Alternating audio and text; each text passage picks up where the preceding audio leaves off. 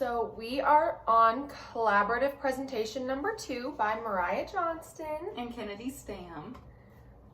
So first we're going to be talking about integrating and connecting models with mathematics. Mathematically proficient students can apply the mathematics they know to solve problems that come up in everyday life, society, and at the workplace.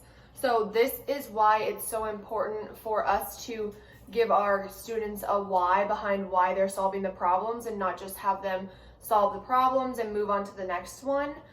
This is especially important with word problems because word problems can be really real life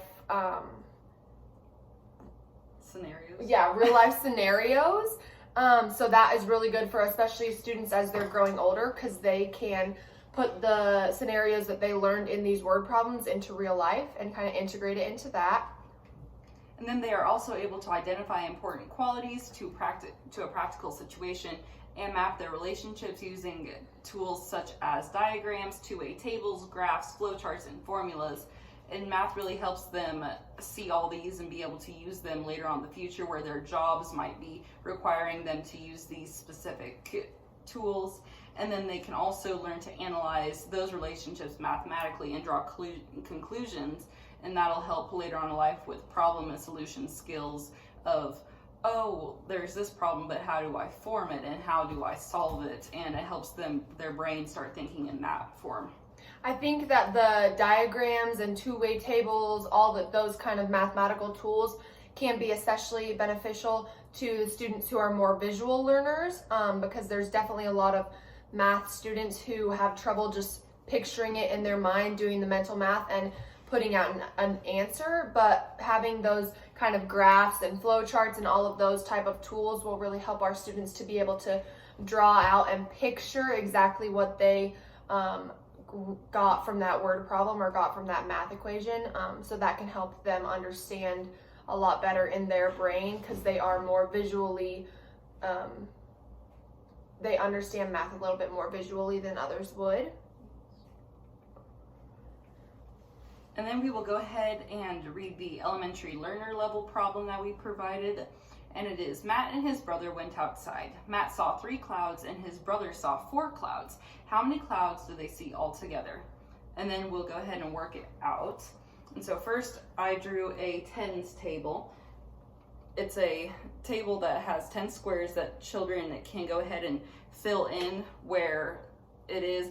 And I like to use different colors. So since Matt saw 3 clouds, we'll fill in 3 squares with purple, just like I did on the PowerPoint.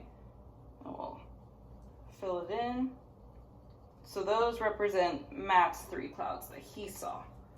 And then we'll move on to his brother, and his brother saw 4 clouds.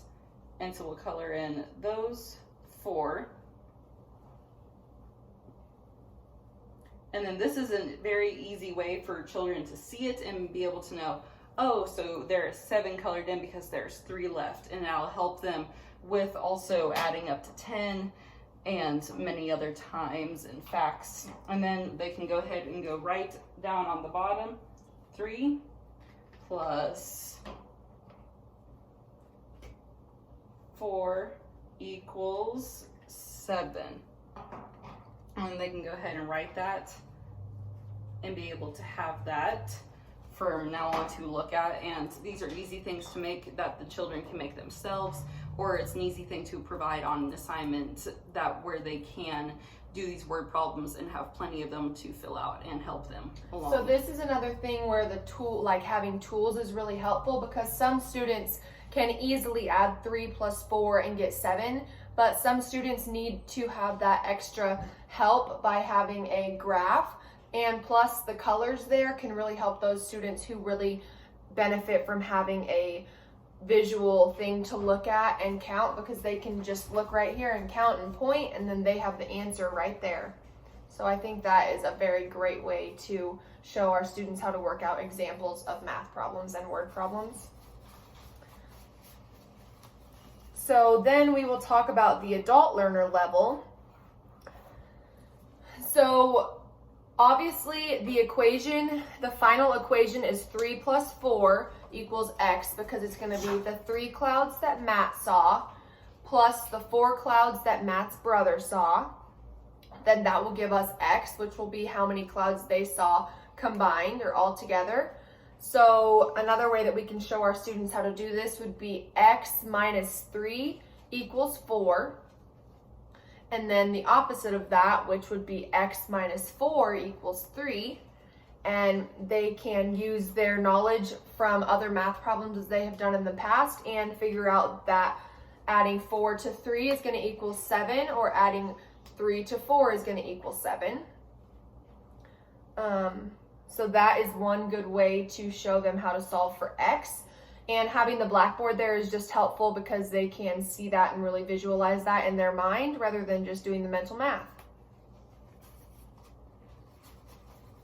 This?